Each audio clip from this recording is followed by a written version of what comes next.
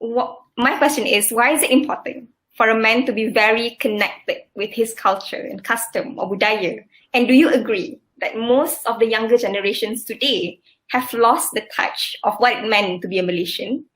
That we are no longer proud, and what exactly are we presenting? We are not. We sometimes we no longer even know what are we presenting as a culture. Engku Aziz is rooted in his culture and tradition.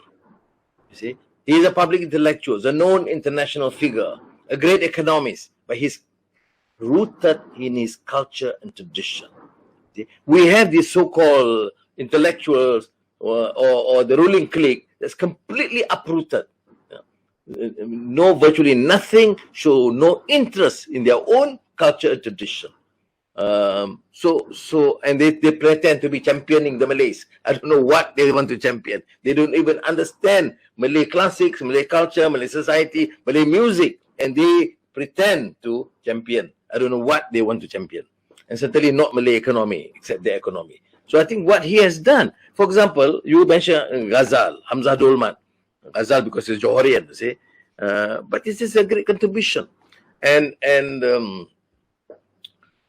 if you look at the whole Ministry of Culture and the Arts, they cannot compare what he has done.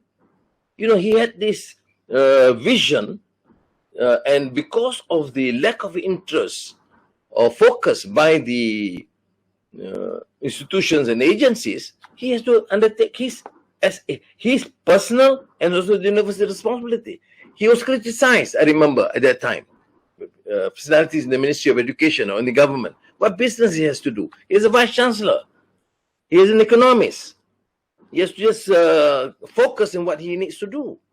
But no, Engku Aziz differ, because university is university. The whole concept of kulliyah, that the wholeness, and of course the arts, culture, and the classics. I remember when I was again Minister of Finance, when I embarked on this Malay classic series, Yayasan Karyawan, to reprint and continue the research on even the old hikayat, starting from Hikayat Hang Tuah and a series of all the Sejarah Melayu and the rest. Then we had people like Muhammad Haji Saleh and Nik Safia. I had a session with Engku Aziz to seek his views and advice. And he was, of course, thrilled with this. He says, no, we talk about the great books series. America has the great books. Okay, and UK has Encyclopedia Britannica. So we do not have a compendium and a collection of Malay classics that could be recommended as the great book series. So I then initiated to have this Malay and then to extend it to the Islamic world, so that our young intellectuals are equally familiar with our culture and tradition, and also the universal Islamic view of the world, from Al-Ghazali to Al-Biruni to Iqbal to Muhammad Nasir, etc. So I think that is the I think exceptional contribution. Not very many. I'm not saying that nothing's being done.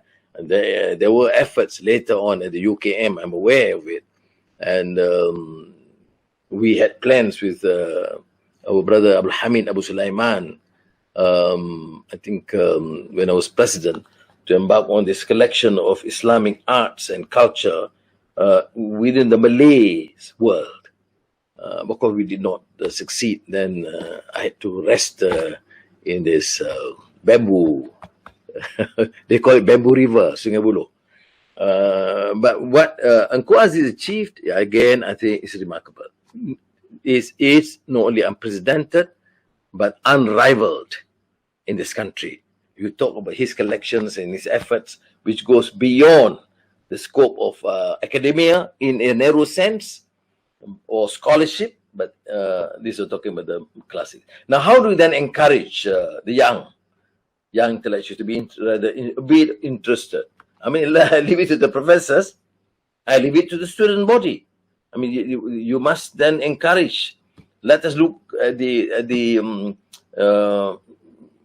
museum or the collection. Go to University Malaya, look, you talk really serious and trying to understand who Engkau Aziz, go to University Malaya and look at some of his, what he left in terms of the arts or culture or scholarship.